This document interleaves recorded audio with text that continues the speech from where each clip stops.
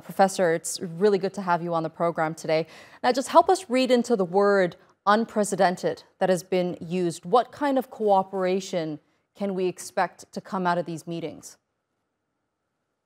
Well, given the sanctions by the Western countries on Russia in the aftermath of the invasion of Ukraine, the kind of isolation that Moscow had seen from the international community, this is unprecedented in the sense that both Russia and China have got together on a number of issues: multipolarity, energy cooperation, space cooperation, economic cooperation, border trade, S&T, science and technology, and they also conduct joint military exercises. So this is kind of unprecedented when you look at the numbers of all these, and in the light of the kind of pressure that NATO countries have exerted on Moscow.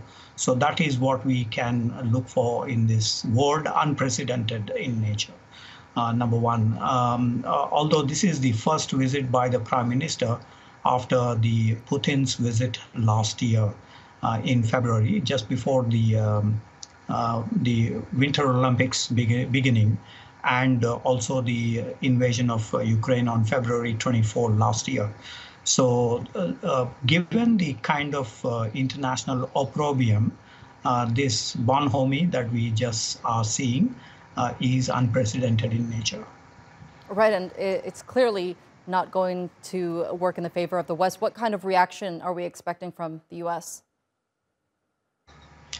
Well, the G7 just has met in Hiroshima, and also the Quad meeting.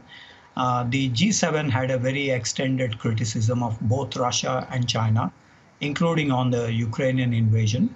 The G7 has actually become more explicit on this aspect, while Quad has not said much about Russia, China, but nevertheless, we see the G7 in which the United States President Biden had participated last week has very caustic remarks in terms of both the Russia and China.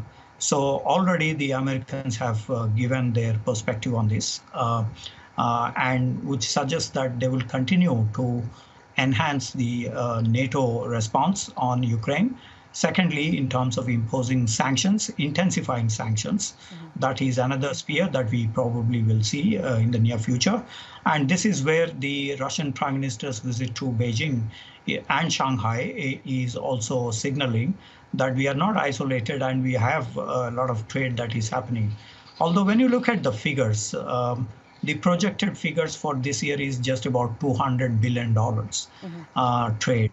When we compare that with the United States trade with China, that's about $780 billion last year. And when you compare that with the Chinese trade with European Union countries, that's about $700 billion. So quite a big amounts that China may have to lose if it has to take sides only with Russia. And that's where the cautious approach that China is reflected on. And energy cooperation, of course, last year, China imported $62 billion compared to about $30 billion a year ago. And this is also kind of unprecedented in nature, because Saudi Arabia used to be the largest exporter of oil for China, and Russia now takes that position. And Chinese investments in Russia have also increased substantially. Right. Previously, these were the oligarchs in Russia who had much control over these investments. But with the Ukrainian background and sanctions, China is now investing in Russia. So what we see is mainly economic field rather than in other political or multipolarity related. That is also being done with these visuals that we see.